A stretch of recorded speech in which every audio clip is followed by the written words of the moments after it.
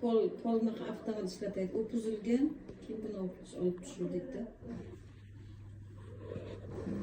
Barchaga assalomu alaykum do'stlar. Mana biz bugun yana bir mijozimizdan o'ylardan chiqdik va hozirda videoda qo'yaman.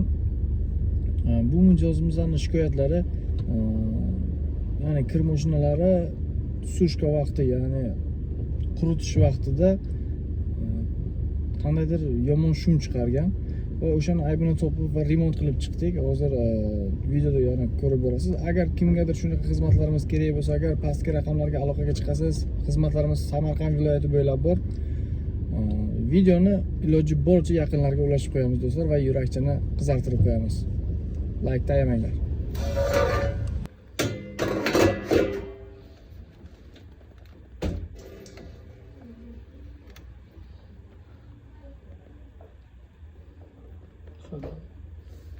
Samarqand.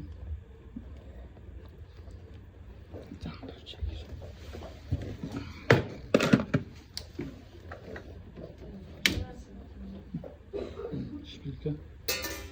Shpilka danishpami?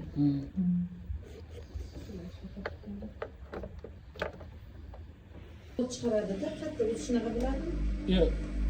Ha, mana bu aynalib katta borada olayotgan paytingiz aytyapsizmi? Ha.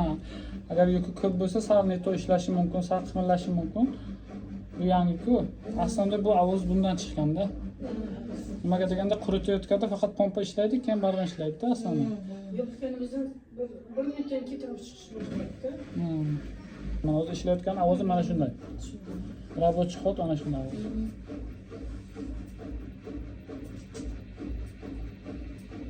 Biz puxtagida yangi kirmoqchilar.